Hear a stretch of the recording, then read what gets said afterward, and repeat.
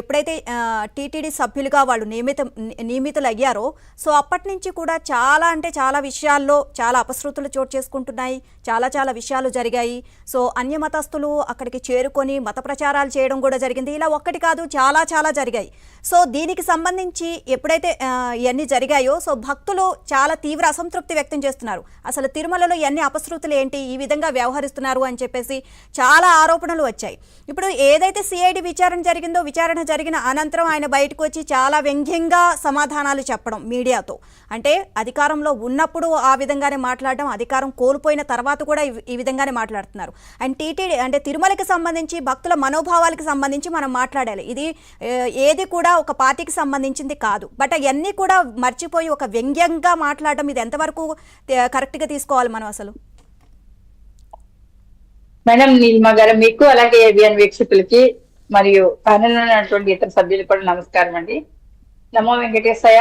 కానీ తిరుమల తిరుపతి దేవస్థానం మీద మాట్లాడాల్సి రావడం అనేది కూడా అది వైఎస్ఆర్సీపీ పార్టీకి సంబంధించినటువంటి వ్యక్తులు చేసినటువంటి దోపిడీ కావచ్చు, అరాచకాలు కావచ్చు, ఒక రకంగా చెప్పాలంటే హత్యలు కావచ్చు, ఇవన్నీ కూడా బయటకు వస్తున్నాయి అంటే గనక వాటన్నిటిని కూడా ఇప్పటికీ కూడా మసి పూసి మారేడుకాయ చేసేటువంటి పరిస్థితికి ఇంకా వైసీపీ నాయకులు తగ్గకుండానే పనిచేస్తున్నారని అనుకోవచ్చు.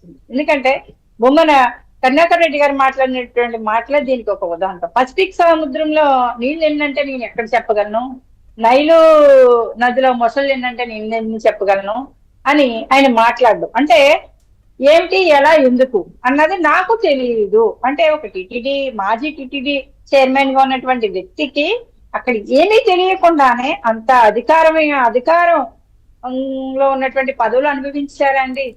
ఇంకా వైవి సుబ్బారెడ్డి గారి విషయానికి వస్తే టీటీడీలో ఉన్నటువంటి సేవలు, శ్రీవారి సేవల్ని మార్కెట్ లో వేల వేసి అమ్మేసినటువంటి పరిస్థితి. పలానా సేవల పెంచండి, పలానా సేవల పెంచండి, దానికి ఇంత పెంచండి, దానికి అంత పెంచండి అని లైవ్ లోనే మాట్లాడినటువంటి పరిస్థితి. అంటే దేవుణ్ణి కానీ భక్తిని కానీ ఒక అమ్మకానికి పెట్టినటువంటి ప్రభుత్వం కానీ ఒక వ్యక్తులు కానీ ఉన్నారంటే అది గత వైసీపీలో ఉన్నటువంటి జగన్మోహన్ రెడ్డి గారి గ్యాంగేనండి. మొత్తం అందరూ కూడా ఎక్కడ కూడా ఆయన సతీ సమేతంగా ఎప్పుడూ తిరుమలకి వచ్చింది లేదు, హిందువుల మనోభావాలను ఎప్పుడూ గౌరవించింది లేదు జగన్మోహన్ రెడ్డి గారు. కానీ ఆయన మాట్లాడుతూ ఉంటాడు ఈ రోజు హిందూ మతం గురించి, లేకపోతే టిటిడి దేవస్థానం గురించి మాట్లాడుతుంటారు. మేడం, అక్కడ సతీష్ కుమార్ గారు చనిపోయినటువంటి ఒక ఉదాంతాన్ని తీసుకోవచ్చు. అది ఆత్మహత్య అని వీళ్ళే క్లియర్ గా చెప్పేస్తూ ఉన్నారు. బాబాయ్ బాత్రూమ్ లో చనిపోయినటువంటి హత్య కేస్తే ఈ రోజుకి కూడా తేలలేనటువంటి పరిస్థితి. సిఐడి అధికారులను కూడా ఎలాంటి తప్పుదావ పట్టిస్తున్నారు అంటే వీళ్ళ నిర్లక్ష్యంగా సమాధానం చెప్పడం. అంటే వీళ్ళు ఇప్పుడున్నటువంటి శిక్షలు కానీ, ఇప్పుడున్నటువంటి చట్టాల్లో వేసేటువంటి శిక్షలు కానీ వీళ్ళకి సరిపోవు. ఎందుకంటే ఆరుతేరిపోయారు. ఉన్న చట్టంలో ఉన్నటువంటి నుసుగులన్నీ వాడుకొని ఇలా బయటికి రావడం, బెయిల్ మీద బయటికి రావడం, ఏం చేసినా పర్లేదు, మనుషులను చంపేసి జైలుకి వెళ్ళిపోయినా పర్వాలేదు, ఎలా అయినా 60 రోజుల్లో బెయిల్ ఇచ్చేసుకుని బయటకు వచ్చేస్తాం.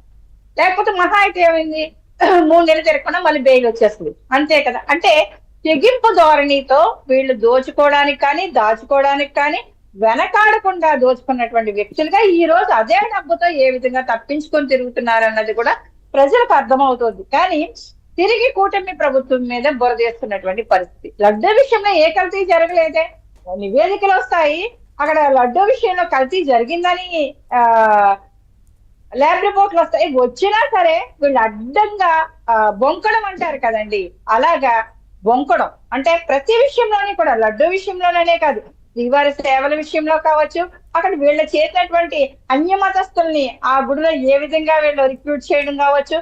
ఇవాళ కూటమి ప్రభుత్వంలో కూడా రోజా గారు మంత్రి హోదాలో అయినట్టుగా వెళ్ళి నెలకు 4 సార్లు దర్శనం చేసుకుని వస్తూ ఉన్నారు. ఇంకా దువ్వాడ శ్రీనివాస మాధురి లాంటి వ్యక్తులకి స్పెషల్ ప్రోటోకాల్ తో దర్శనాలు ఇప్పిస్తున్నటువంటి పరిస్థితి. కూటమి ప్రభుత్వంలో ఉన్నటువంటి నాయకులకి ఆ దర్శనాలు దొరుకుతున్నాయో లేదో నాకు తెలియదు, కానీ మాలాంటి వాళ్ళకైతే లేవు, అది వేరే విషయం అనుకోండి. కానీ ఇలాంటి వ్యక్తులకి ఇప్పటికీ కూడా ప్రోటోకాల్ తో దర్శనాలు ఇప్పించడం, దీని వెనక ఎవరున్నారు అంటే టిటిడి పాలక మండలి గురించి కానీ, కూటమి ప్రభుత్వం ఏర్పడిన తర్వాత కూడా దాన్ని ఎలాగైనా సెటిల్ చేయాల్సినటువంటి అవసరం ఉంది. కూటమి ప్రభుత్వం మీద కూడా ప్రజలు చాలా నమ్మకం పెట్టుకొని ఉన్నారు. ఇలాంటి వ్యక్తుల్ని తీసుకెళ్లి అక్కడ రీల్స్ చేసుకునే వాళ్ళు రీల్స్ చేసుకుంటున్నారు, ఫోటో షూట్లు చేసుకునే వాళ్ళు ఫోటోలు షూట్లు చేసుకుంటున్నారు. కానీ సాధారణ భక్తుడు ఒక్క ఫోటో తీసుకోవడానికి అక్కడ అర్హత ఉండదు, అక్కడ వెంటనే గెంటేస్తూ ఉంటారు.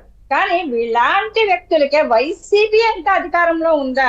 టీటీడీలో ఇంకా వైసీపీ హవాయే, టీటీడీ దేవస్థానంలో అయితే మాత్రం ఇంకా వైసీపీ హవాయే నడుస్తుందా అని కూడా ప్రజల్లో చర్చ జరుగుతున్నటువంటి ఒక నానుడి జరుగుతుంది మేడం, గ్రౌండ్ లెవెల్లో కూడా. ఎందుకంటే వీళ్ళు చూస్తున్నాం, క్లియర్ గా చూస్తున్నాం. రోజా గారికి ఉన్నటువంటి వెలుసుబాటు ఇక్కడ కూటమిలో ఉన్నటువంటి నాయకులకు లేదు. టీడీపీ నాయకులు కావచ్చు, జనసేన నాయకులు కావచ్చు, బీజేపీ నాయకులు కావచ్చు. ఆ ప్రోటోకాల్ ఇక్కడ ఉన్నటువంటి నాయకులకు లేదు. కానీ వాళ్ళకి మాత్రం స్పెషల్ ప్రోటోకాల్, స్పెషల్ స్వాగతాలతో ఈ రోజు దర్శనాలు చేసుకొని వస్తున్నటువంటి పరిస్థితి. స్వామివారి దర్శనానికి వెళ్ళొచ్చు. రోజా అనేటువంటి వ్యక్తి అక్కడ టీటీడీలో ఉన్నప్పుడు ఎంత దుర్వినియోగానికి పాల్పడింది. ధర్మారెడ్డి అనేటువంటి వ్యక్తి దగ్గర నుంచి టూరిజం టికెట్లు కూడా ఎలా ఆమె దగ్గరికి వెళ్ళాయి, ఎంత మందిని తీసుకొచ్చి ఆమె విఐపి దర్శనాలు చేయించేది, ఇవన్నీ కూడా ఎలాగా టీటీడీని కూడా ఒక రకంగా టికెట్లు కావచ్చు, మిగతా అన్ని కూడా సేవలకు కావచ్చు, ఇవన్నీ కూడా ఏ రకంగా దుర్వినియోగం చేస్తుంది. సామాన్యులకు ఎందుకు ఆ వెలుసుబాటు ఆ రోజు జగన్మోహన్ రెడ్డి గారు కూడా కనిపించలేకపోయారన్నది కూడా ప్రజల్లో చర్చ జరుగుతుంది. కానీ ఈ రోజుకి కూడా భక్తుల ఒక మనోభావాన్ని గౌరవించి, అంటే వీళ్ళు చెప్పేటువంటి అబద్ధాలు అయితే మాత్రం ప్రజల్లోకి తీసుకెళ్ళడానికి చాలా క్లియర్ గా వైసీపీ వాళ్ళు కంకణం కట్టుకొని పనిచేస్తారు. ఆ రోజు పింక్ డైమండ్ గురించి గౌరవ ముఖ్యమంత్రి గారి మీద, మాజీ ముఖ్యమంత్రి చంద్రబాబు నాయుడు గారి మీద ఆ రోజు ఎలాంటి నిందలు వేశారు, ఆ నిందలు వేసినప్పుడు జనంలోకి ఎలా తీసుకుని వెళ్ళారు అన్నది కూడా తెలుసు. కానీ ఈ రోజు క్లియర్ గా తెలుస్తుంది, హత్యలే జరుగుతున్నాయి. అనుమానాస్పద మృతిగా నమోదయ్యింది సతీష్ కుమార్ గారిది. అయినా సరే అక్కడ కొన్ని విషయాల్లో రాజీ పడిపోమని చెప్పడం, గత పరకమణి విషయంలో కూడా. అంటే ఇవన్నీ చూసుకుంటే మేడం ఒక రకంగా వైసీపీ అనేది అధికారంలోకి లేకపోయినా సరే కానీ ఇప్పటికీ కూడా వైసీపీ వాసుల్లో టీటీడీ దేవస్థానంలో పోలేదు. అందుకే వాళ్ళ హవా అక్కడ కొనసాగుతూ ఉందని మాత్రం భక్తులుగా ప్రతి ఒక్కరూ అనుకుంటున్నమాట. ఇంకో విషయం చెప్పాలంటే టీటీడీకి సంబంధించినంత వరకు కూడా హిందూ ధర్మాన్ని కాపాడుకుంటూ ఈ రోజు వరకు కూడా ఎలా అయితే హిందువుల మనోభావాలు దెబ్బతినకుండా ఈ దేవస్థానం గాని కలియుగ ప్రత్యక్ష దైవం మీద నమ్మకాన్ని కూడా పెట్టుకుని వెళ్ళేటువంటి భక్తులందరూ మనోభావాలను కూడా దృష్టిలో పెట్టుకుని కూటమి ప్రభుత్వం ఏదో వైసీపీ నాయకుల మీద ఆరోపణలు చేస్తుంది. సజ్జల గారు కూడా అదే మాట్లాడుతూ చెప్తున్నారు. ప్రతిసారి ప్రెస్ మీటింగ్ లో కూడా ఇదే మాట చెప్తూ ఉన్నారు. తిరుపతి లడ్డు అన్నారు, అది ఫెయిల్ అయ్యింది. మద్యం అన్నారు, అది ఫెయిల్ అయ్యింది.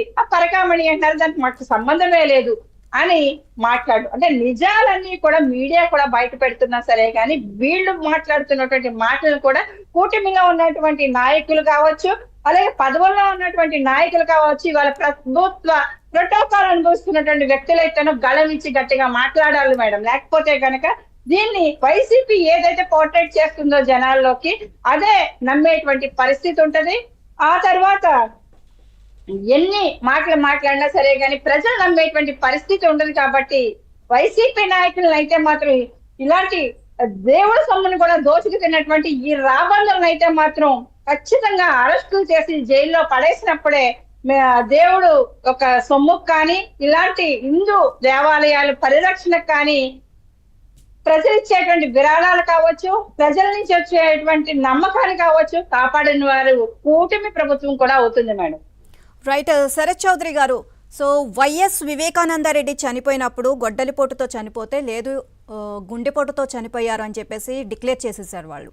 సో ఇప్పుడు టీటీడీ మాజీ ఏవీఎస్ఓ సతీష్ కుమార్ కూడా అనుమానాస్పద స్థితిలో చనిపోతే లేదు ఆయన ఆత్మహత్య చేసుకున్నారు, అది కూడా ప్రభుత్వం ఒత్తిడి వల్లే, ప్రభుత్వం కారణంగానే ఆయన ఆత్మహత్య చేసుకున్నారు అని చెప్పేసి ఆయన చెప్పడం జరుగుతుంది.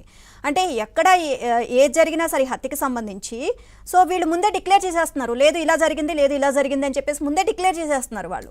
సో దీన్ని ఓవరాల్గా మనం ఏ విధంగా అర్థం చేసుకోవాలంటారు?